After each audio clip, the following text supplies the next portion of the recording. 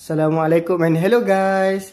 Kembali lagi dengan saya dalam perkongsian satu hari satu hadis. Hadis hari ini berkaitan dengan bersifat lemah lembut dan penyayang. Daripada Jarir radhiyallahu anhu dari Nabi Muhammad sallallahu alaihi wasallam bersabda, barang siapa dijauhkan dari sifat lemah lembut, ini kasih sayang, berarti ia dijauhkan dari kebaikan.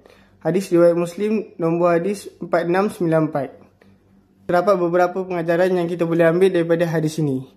Antaranya pengajaran yang pertama, sifat penyayang dan lemah lembut dituntut ke atas setiap Muslim.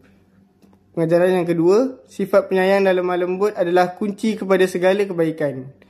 Pengajaran yang ketiga, orang yang tidak mempunyai sifat penyayang atau lemah lembut, sama ada ucapan, tulisan maupun perbuatan terhadap orang lain, maka ia akan dijauhkan dari rahmat Allah.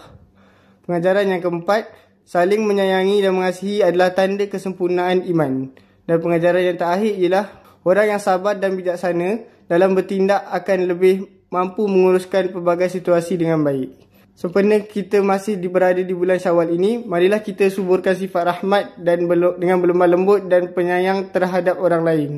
Itu saja untuk hadis hari ini dan pengajaran hadis. Terima kasih. Jumpa lagi.